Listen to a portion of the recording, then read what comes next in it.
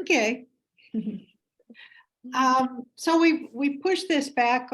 We were going to do financing commitment contingency and appraisal last Monday.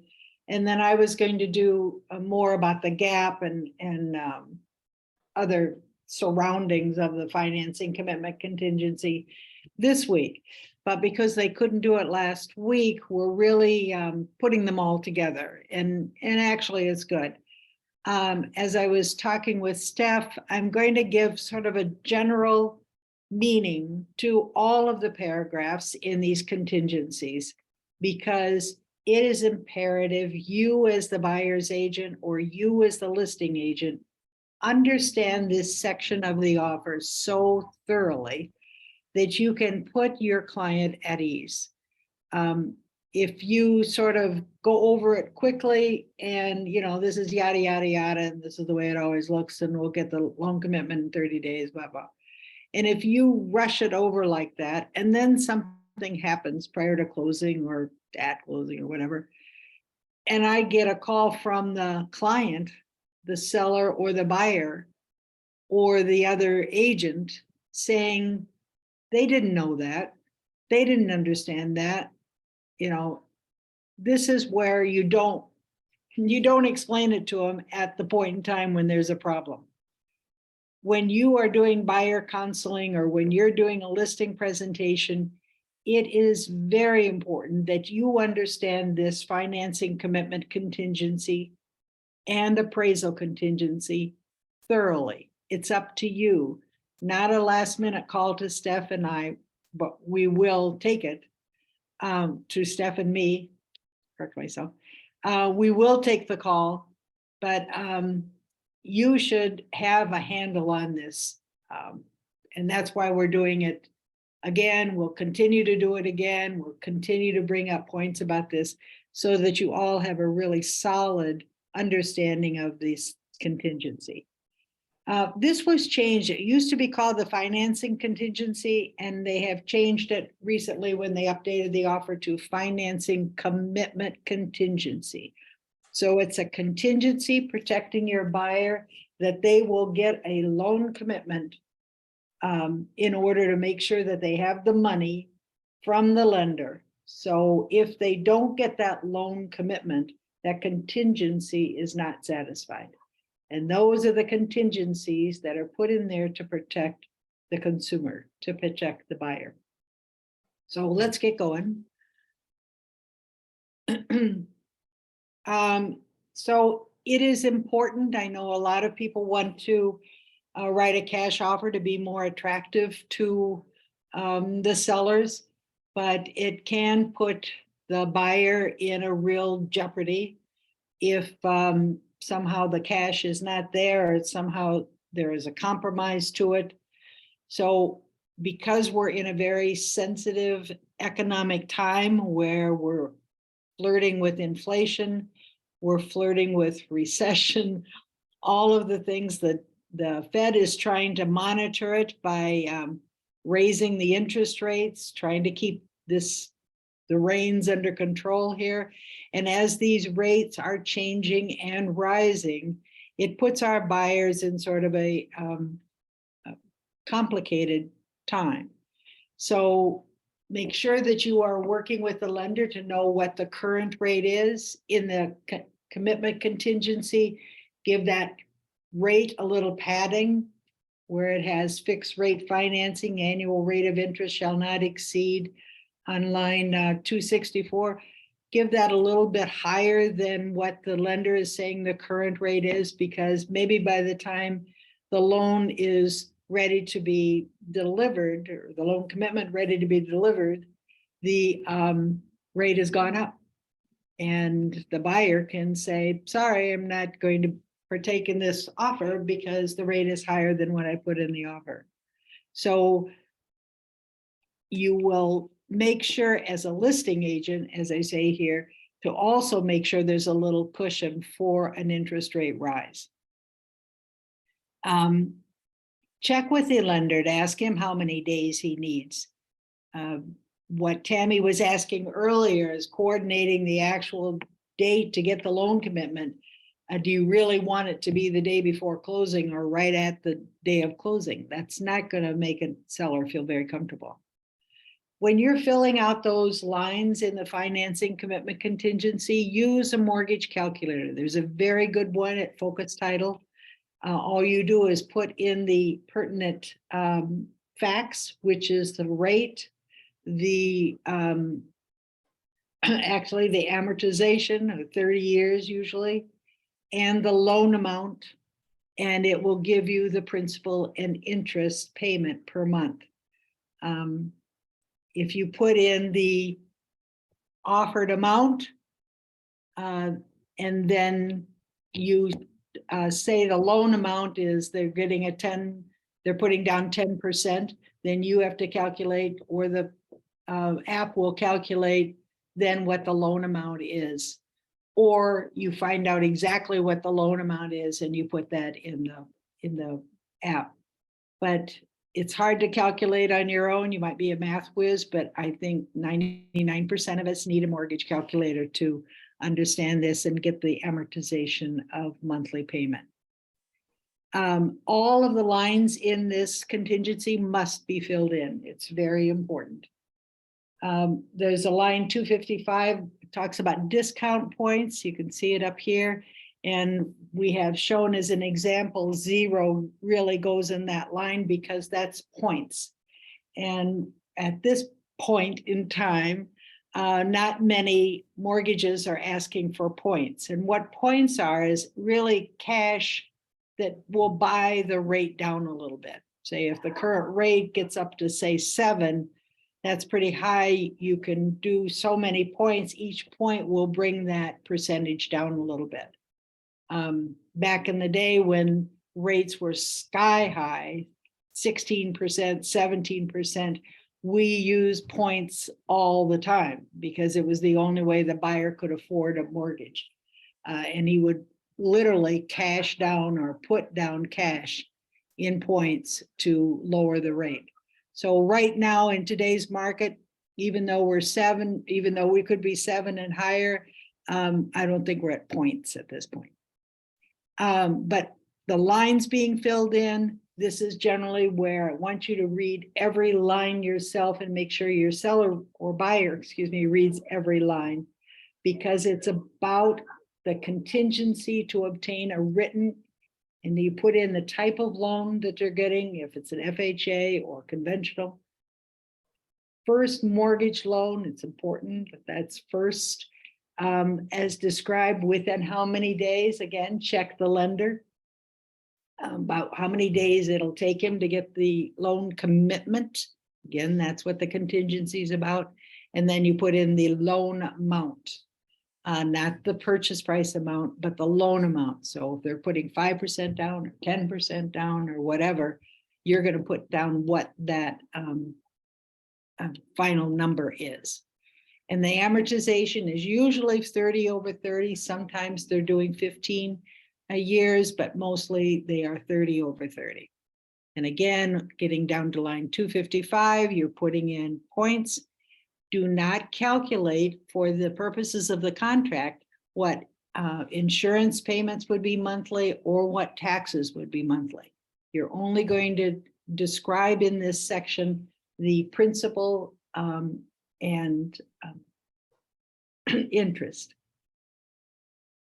of the payment. Your buyer is going to have to add also a little bit what the taxes are per month and a little bit of what the insurance may be. And if they're getting mortgage insurance, that extra cost will be in there too. So the closing costs that come from the lender are going to be itemized by the lender to your buyer. A lot of times we as the buyer's agent are not really in that discussion of what all the closing costs are going to be.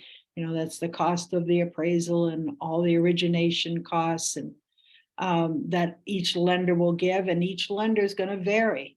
They're not all apples to apples to apples. There is a lot of variation between lenders. So that is an agreement that the lender and your buyer will come to an agreement on when they choose their lender. they throw in on line 260 this loan amount adjustment. It just means that if the purchase price minus the down payment changes a little bit in countering the offer, and maybe after the inspection, maybe there's a closing cost credit from the seller to the buyer, it will automatically adjust to what the final numbers are as to what the loan amount is going to be. So it's saying, don't worry, you don't have to go back and redo all the numbers. It will automatically adjust to that. Your buyer's lender is going to be a very good partner with you at this point. Make sure that you have a good dialogue with the lender and keeping these costs in mind. And then down at 263, it says check and complete applicable financing provision at line 264, 265. That's where you talk about the rate. Most of the time, we are all dealing with fixed rate financing, and very few of us are now doing adjustable rate. There were different markets and times where all we could get were adjustable. It'd be a 3-year adjustable, a 5-year adjustable rate, which means that they would protect that rate just for that amount of years, and then there would be a big balloon payment after that, or they could refinance. So hopefully we're not into adjustable rate, but if the rate keeps climbing higher, more buyers are going to say, this is all I can afford is an adjustable rate at this amount at this time in the market. Any questions from any of you over this section of what the contingency means? Yeah, Joan, when you're talking about figuring out your monthly payment amount, is there a reason why you wouldn't just ask the loan officer what that's going to be, so he has a little more, he has that information quick to hand? Well, it's really not his job. I mean, that's kind of a task that's relatively easy. Okay. What you can ask him is what he thinks the current rate is to put in. And as I said, you want to pad that a little bit. Sure. But sometimes they won't even say that. They don't want to be on the hook for your calculations. And, got it. And that's pretty much what it is. I think some lenders will do it, but not many. Okay. Good question, though. Yeah. This is all about responsibility, and this is what I'm talking about. Our responsibility as a buyer's agent and even a listing agent is to understand this, not ask the questions all the way up to the end, hoping that there's going to be somebody around that will answer their questions. There will be, but the point is, this is what Steph and I and Keller Williams expect from our independent contractors, that you take on this responsibility, you learn it. We're certainly here to help and support you, but it is your responsibility to understand these contracts. I'm kind of bossy today. I mean, mostly it's a responsibility to your client. I mean, above all, exactly. not mostly, it's 100% a responsibility to your client. So. Yeah, they trust that you understand this. So if you don't quite get the answers, but also take the time to really read this, understand it, and get it under your belt. Okay, next slide. So we're going to talk about the continuing satisfaction of this loan commitment. So that talks about in lines 270 to 280, what it means to satisfy the loan commitment. So the lender gets your application from the buyer, runs everything through. The lender is able to see the contract plus amendments. He should see them because all of that builds into the security of the loan that they're going to give it. When they get all of that, plus the appraised value from a licensed appraiser, that goes to the underwriter. The underwriter that I learned a long time ago is your Pee Wee Herman. The underwriter is somebody you really don't understand, but he's a very big part of the loan approval. So you can never count on them. You can never second guess them, but nothing gets past an underwriter if he doesn't approve the loan. So even your lender, who you think you have a really good relationship with, the lender still has no control over what the underwriter will say. So the underwriter will come back maybe with some conditions that go along with this loan commitment, or he'll deny it, or he'll say, fine. But when your buyer gets a copy of the loan commitment, which is the satisfaction of this contingency, you have to look very carefully. You and your buyer have to look very carefully on what the conditions are. And it's right there on the loan commitment.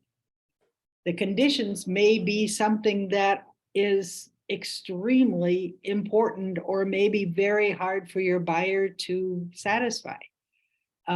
If, say, like selling their house, if you pass along this loan commitment that the underwriter has agreed and sent to your lender, and your lender now has sent it to your buyer, but you don't read the conditions and you send it over to the listing agent, to the seller, here it is, here's our loan commitment, we've satisfied it.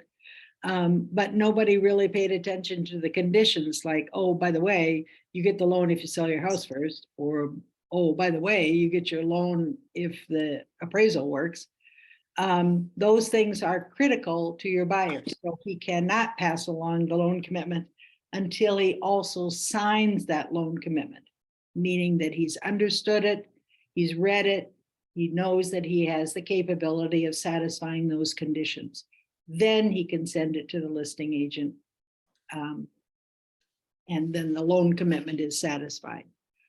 Sometimes instead of just signing it, they send the loan commitment along with a notice that specifically says the buyer is giving permission to deliver the loan commitment. And we have some templated notices that already say that. But delivery of a loan commitment by the buyer's lender or delivery accompanied by a notice of unacceptability shall not satisfy this contingency. And that's why we've highlighted this section of satisfaction of the financing contingency is critical for you to realize where your buyer is and if your buyer can buy the house. So a delivered, and this caution, and the cautions obviously are put there with bold print and stand out and say caution. It should have alarms going on. This is what I just said. It may contain conditions buyer must yet satisfy to obligate the lender to provide the loan. Buyer understands delivery of a loan commitment removes the financing commitment contingency from the offer and shifts the risk to the buyer if the loan is not funded. He sends the loan commitment, the contingency is satisfied. He finds out that his house, the offer he had on his house fell apart.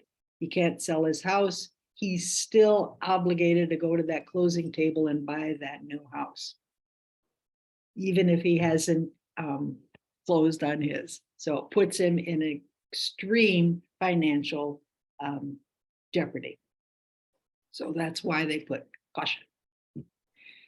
So the date of the loan commitment is important because the seller has a unilateral right, and there are very few areas of our contracts that give a unilateral right to a client. But here the seller has a unilateral right to terminate the contract on his own immediately if that loan commitment contingency is not delivered by the date that's in your offer. Blam. And you don't know it, but that seller may have a secondary buyer sitting there. The buyer may have maybe another secondary offer that's a lot higher than your offer, and he's itching, hoping that you don't get your loan commitment over, because at the day that it is midnight, that it is due, if it's not in, the seller goes, okay, we're done, bye, here's my camera, you're out of the deal. And you may not know that this is the situation the seller is, and he's waiting for you not to deliver your loan commitment. And that's why sometimes when you see that the loan commitment date is getting close, but your lender is still saying, well, I don't know, I haven't heard from the appraiser, I haven't heard from the underwriter, and you say, but our date is tomorrow, and you're saying, and the lender's going, I know, I'm working as hard as I can. You may at that point send an amendment to the seller saying, can we extend that date? Can we push it maybe another 4 days? The lender said it's close, but I don't think I'm going to have it tomorrow. The seller can say, no, I'm not signing any amendment. And then that loan commitment is late and the seller has their termination rights. Or the seller may say, I like this buyer, I'll extend it. Go ahead, Steph. I was just going to make a comment because we do get this question a lot. If that financing commitment contingency deadline comes and goes, the seller is just given this opportunity. It doesn't automatically mean that they're going to exercise it. So it doesn't mean that the deal is dead. Buyer still has an opportunity to get that loan commitment over to the buyer or to the seller, excuse me. It just opens up these rights for the seller to exercise if they choose. Right. So it's not an automatic ending. Yeah, ending. Right. So I mean, if the buyer doesn't have any other offer, or market's a little iffy, he'll grace that period to the buyer, definitely. But you just never know as the buyer's agent whether he's going to give by grace. You get it in when you get it. I'll wait for you. I won't terminate at this point, but you never know. Another question we recently had too is if that financing commitment contingency deadline comes and goes, it also doesn't mean for the buyer that the loan could not be rejected. So if the lender ultimately decides that the loan is rejected and that commitment contingency deadline comes and goes, it doesn't mean that the buyer can still not deliver that rejected notice of rejection. So they still have that opportunity. Right. That's a really good point, Steph, because we've had the question, I've had that question too. Usually sometimes from the co-broke. Well, they handed that unavailability after the loan commitment, and that's okay. Anyway. Yeah. So that is the seller's termination rights. And then we get down to this section of financing commitment unavailability, which is now, they don't get the loan commitment. They finally get the word from the lender. Sorry, the underwriter didn't approve the loan. It's unfinanceable for whatever reason. Maybe the appraisal didn't come in. And remember, there's an appraisal with each financing contingency. The appraisal could be low and the lender could still approve the loan, or the appraisal could come in low and the lender says, I'm sorry, we can't approve the loan. It's unavailable financing. At that point in time, and I'll read what it says here, if the financing commitment is not available on the terms stated in this offer and buyer has not already delivered acceptable loan commitment for other financing to the seller, buyer shall promptly deliver a written notice to the seller of same, including the copies of the lender's rejection letters. So the lender will send a letter on their figurehead that says the loan is unfinanceable. The buyer is obligated to send a notice to the seller saying, I can't get the loan, and a copy of the letter of rejection from the lender to the seller. And that is the official way for a buyer to exit the offer because he could not get the money. He must send a notice accompanied by the lender's letters of rejection And then you could send the camera at that time too, if you wanted to. But the deal is done. Any questions on that section of satisfaction, termination, or unavailability? Got it in your heads? Good, go on. All right. So, Actually, I want to back up real quick. yeah, go ahead. Sorry. I No. wanted to get back to this page real quick. I thought of just a couple comments. Joni highlighted 257 through 259 here regarding buyer agreeing to pay all customary loan and closing costs. And there are two reminders in here, for one for the buyer and then one for the seller, which I always think is nice to point out when you're going through this contingency with your buyers and with your sellers. Just another reminder to the buyer about their obligation for closing costs and wire fees and all of that. But I also like this for the seller, to remind the seller that they are agreeing to allow the lender's appraiser access to the property. We've gotten a lot of randomly like pushback on sellers not allowing appraisers in, and it's just right in here and built right in here, which we love, that the seller is agreeing to allow that lender's appraiser access to the property. So Yeah. I just point And those out. there's another part in the offer too, which builds on this. If the buyer has written a cash offer Mhm. and has provided proof of funds, but on their own want to finance the purchase so that they can get the interest from the taxes and things like that, it's not a contingent on the offer, but the buyer still wants to finance it. You know, a lot of times sellers are going, oh, what does this mean? Oh my God, he can't do it. There is a part in the offer, and we'll find it later, that says even if financing is not a contingency, seller agrees to allow the appraiser in the house. So Just, you like it when it's spelled out black and white right in there for us to point right to the contract too. we do get calls about this, absolutely. Yep. So the buyer has an option to also include the appraisal contingency, and this is a protection for the buyer, as all contingencies are. And this just says the buyer is saying, I know the lender is going to have to do an appraisal most times, but I want it also contingent on that appraisal meeting the purchase price or higher. And that means that if the appraisal comes in low, the lender is still willing to send them the loan because maybe they figure it's within a range or whatever. And they're not going to send a notice of unfinanceability because the appraiser is low.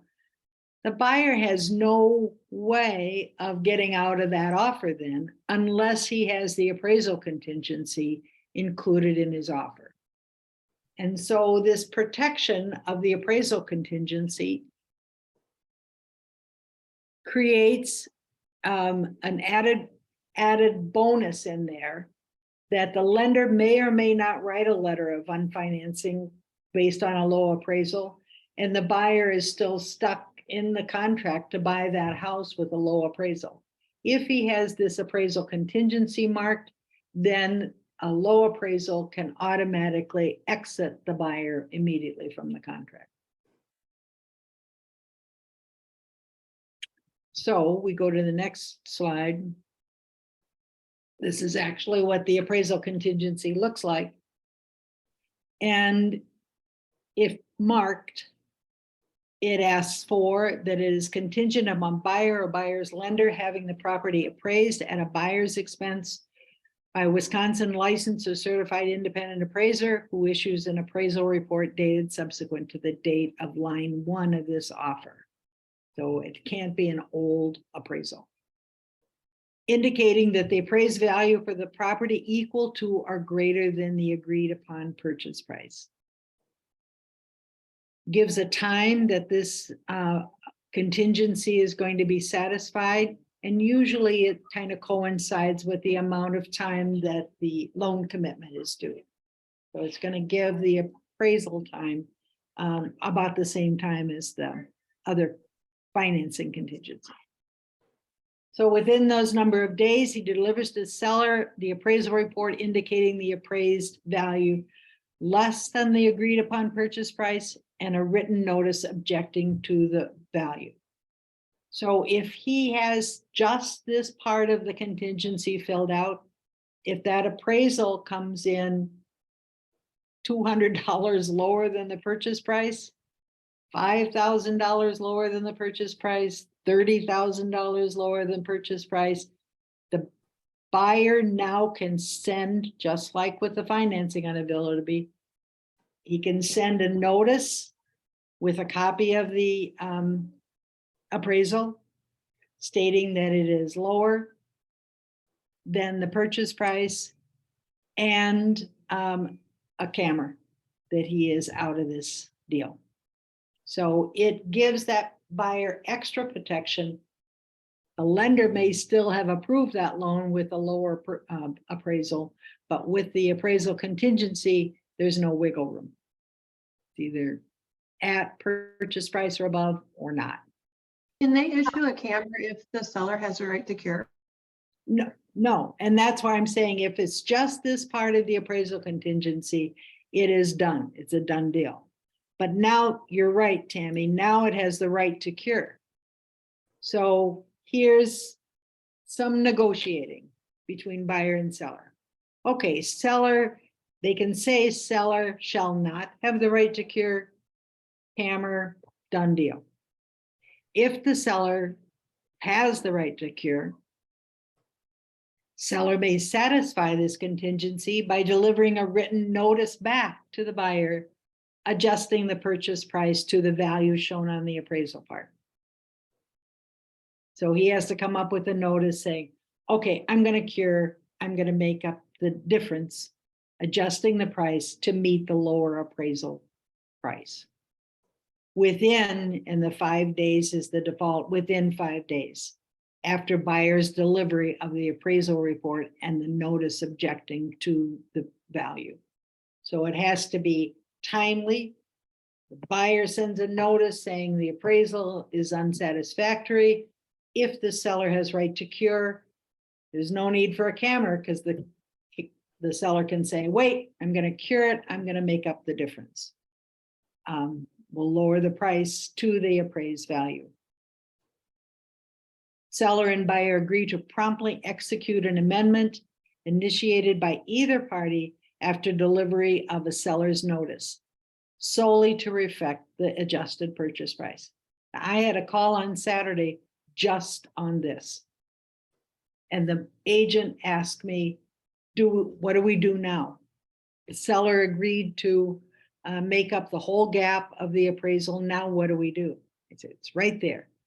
As soon as the seller has elected to cure, then either party can write an amendment, say purchase price is now, and it reflects that reduced or adjusted price.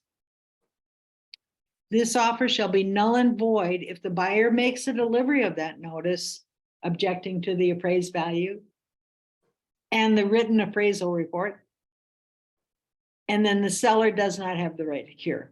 Deal's dead. Or the seller has the right to cure, but he delivers a notice back saying, I'm not curing. Or the seller ignores it, does not make a timely delivery of a written notice adjusting the price. If that goes past those 5 days or whatever they have in there, deal's dead. So as Tammy said, you don't send a camera if the appraisal is low, if the seller has right to cure, because it may be cured. Any questions on this appraisal contingency and the seller's right to cure? This right to cure segment was added new with the latest changing of the offer to purchase.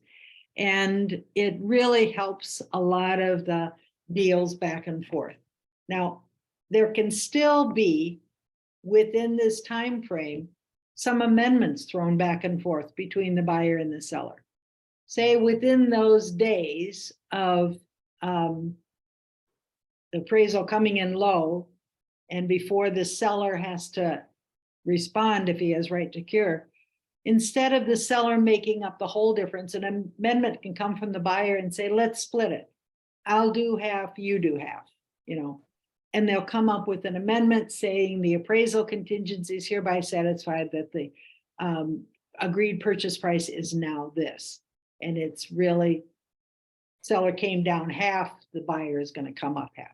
So you can, within that time frame, not past that time frame, but within that time frame, the buyer and seller can renegotiate, try to come up with a solution. So the seller is not paying the full appraisal amount reduction. Now, of course, because real estate agents and buyers and sellers and attorneys and everybody gets involved in all this, the Greater Milwaukee Association of Realtors and WRA came up with a brand new addendum that says, let's make this negotiating even more available to buyer and sellers. So this is what I was talking about, using the amendments. If the amendments don't work, the buyer could have added to his offer this addendum AC. Well, should I go back to the amendments, or did I cover that enough? You did cover it. Okay. So All right, so we'll go to, if you want to give the seller even a little more excitement and incentive to accept your offer, you're going to say, listen, I know I put an appraisal in my offer to purchase, but I'm going to give some cushion for you, Mr. Seller. So I mark that box, appraisal gap, in the addendum AC, and the addendum AC is called the Greater Milwaukee Association of Realtors Addendum AC. So it says buyer represents that buyer has consulted with the buyer's lender before including this provision. And we even put it in bolder, bigger letters at the bottom. Buyers should consult with a lender before adding this addendum AC appraisal gap. I mean, the lender's gonna say, where'd you come up with that money? I looked at all of your money sources and we gave you this amount. Where did you say you could come up with another $5,000 or $10,000? But anyway, if the lender says, yeah, you can add this, it's a good incentive to the seller. If it includes this, the appraised value is less than the purchase price, the buyer agrees to cover the difference up to. You can put in anything you want, up to $5,000, up to $8,000. The gap between the purchase price and the appraisal that came in. Buyer hereby represents the buyer has sufficient funds to cover the gap and amount financed in the financing commitment contingency in the offer. And that's why you have to check with your lender. Buyer is hereby prohibited from sending a notice objecting to the appraised value unless the appraised value is lower than the purchase price minus the appraisal gap. That sentence is confusing. I want to read it again. Buyer is prohibited from sending a notice objecting to the appraised value unless the appraised value is lower than the purchase price minus the appraisal gap. So this amount that they're putting on line 30 in addendum AC is the appraisal gap.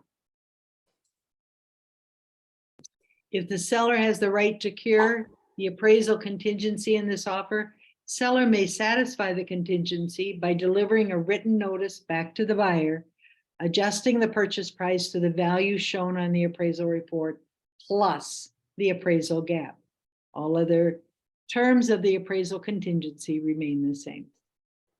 So it's just saying to the seller, if the appraisal comes in low and you have right to cure, I gave you right to cure in the offer, I'm still going to contribute this amount of money if there is an appraisal gap.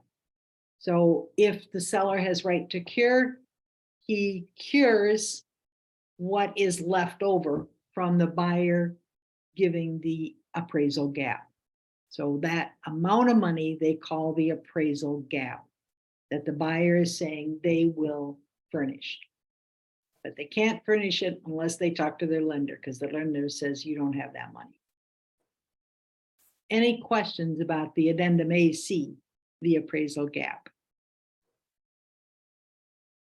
And this was strictly written covering those other contingencies of the inspection threshold, the escalation clause, and this appraisal gap. Those three provisions were added brand new this year, so we'd have more of a universal wording on this. People were trying to write it themselves in special provisions, and firms were getting all different kinds of varieties of how they were writing it. And so the WRA came out and said, listen, it'll work the best if everybody, or almost everybody, at least uses an agreed upon wording. And I agree, and Steph agrees, it isn't totally clear, but it does help. Joan, I'll- I have a question. Sure. What happens if the buyers don't consult their lender and they say they're going to put, 10 grand down for the appraisal gap, but they don't have it? Mhm. And then, can they still send like a notice of defect or something? Or like, how does that work? Or if they say they Well, can get it as They a won't gift. have the money. So they might have to find another way to get that money, because as far as what they have available to them, they don't have that amount. Right. They promise something they don't have. They're still on the hook for it. Mhm. And that's why reading these line by line and making sure these buyers understand what they're getting into. It's just like delivering the loan commitment without reading the conditions. It's just like saying, yeah, I'll cover $10,000 gap in your appraisal. And then when they get to it, they're, with the money down we're putting on the loan, where's that $10,000 coming from? Well, they have to go find it, because they've committed to it. Does Yeah, that answer your question, Steph, do you think? no, that would definitely be a case by case scenario where, if the seller has a right to push back, so that would probably be a question of earnest money coming into play, right? Yeah, and it also opens up amendments again. Amendments are the ways that a buyer and seller can resolve some problems. Mhm. So, they can come up with an amendment and say they want to withdraw that, or they don't have the money, that is no longer in effect. They present that amendment to the seller has to agree. Maybe the seller says, if I don't agree, they're not buying this house. Maybe it's worth it to agree to their amendment. So amendments are always, the word amend means to change. There are always ways to change the parts of a contract, but it still is a binding contract. And the only way that you can get through these issues that come up are trying to negotiate through amendments. Mhm. Right. Yeah. But it's our, again, responsibility to make sure our buyers don't get in those situations. Right, for sure. Any questions on the appraisal gap?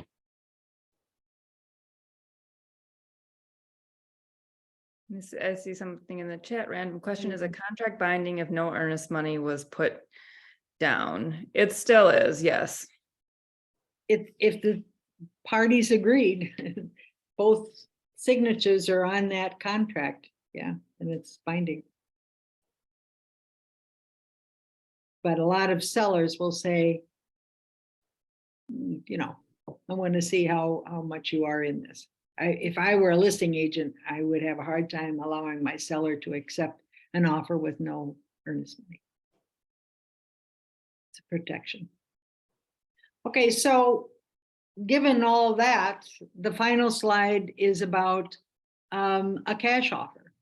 Okay, so there's going to be no financing commitment contingency. And as I said earlier, they may get one on the side, but whether they get it or not is not going to affect their binding contract with the seller.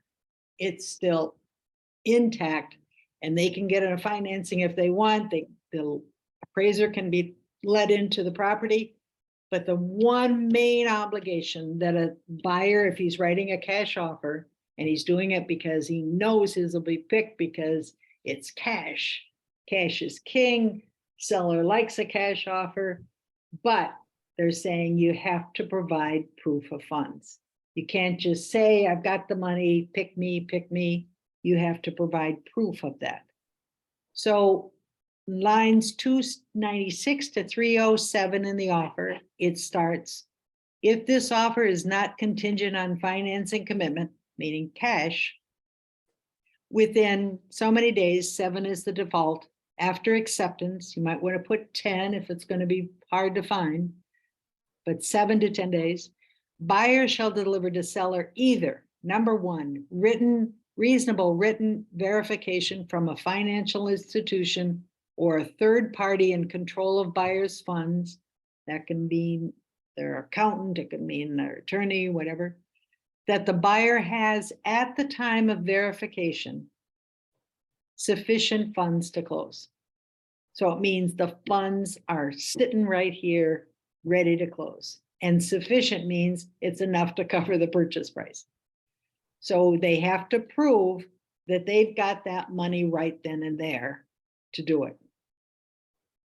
So say there are some circumstances. Maybe the money is there, but maybe it's not really available right now at the time of verification for the funds, but it may be something like a trust, or that they can get access to. Maybe it can be a bonus that they're getting from their employer prior to closing. I'm trying to think of some other things. Maybe it can be funds that will be deposited within 20 days, something like that. Those exceptions to the fact that it is money at the time of verification. Instead, it might be a little bit later, it might be a little bit, different. You have to write that out on line 2. And that has to be accepted by the seller as enough comfort to say, okay, I agree, they've got cash to close. If this is, I'll believe them on this line 2. Or the seller can say, if I'm looking at 10 offers and I want to choose a cash offer, but this cash offer is on the fact that his trust fund is going to be available prior to closing, I don't know that that's really cash. But if the proof of funds only says number 1, there's nothing written on number 2, that they have at the time of verification enough money to close the deal sitting right there, then the seller goes, that's a cash offer. That's what I want. I don't want something that's coming down the line, but you can always try it. We get a lot of questions based on what is proof of funds, and you wouldn't believe how many ideas or exceptions I've gotten. The biggest question I get is the buyer and his young wife don't have the money, but dad does. Dad's got a lot of money. And so they want to write a cash offer because they want their offer picked over all the other offers. But you've got, Mr. and Mrs. Newlywed on the line of the buyers, and the money's coming from mommy and daddy. Does that work? No. It says that the buyer has sufficient funds to close. So maybe the buyer has to be the dad's name on the offer to purchase, and the dad's name and maybe the child's name, or it can be the dad's name and or assigns, meaning that he's going to assign the deed over to someone else. And then say, in the meantime, and this has come up several times in questions that I've gotten, in the meantime, the buyer, the young couple have applied for a loan, have gotten a loan, they've gotten a loan commitment. And now they want to be changed as the buyer to the property instead of the dad's name. Can they do that? They would have to amend the offer, not only amend their name, but also amend the no longer a cash offer, but it is a financed offer with a loan commitment. And this, I bet I've gotten a call 3 or 4 times, this exact same scenario. It's all about mutual agreement. If the seller agrees, everything's fine. If the seller is a little leery, it's not, but you just can't change the name of the buyer and not change the source of the funds.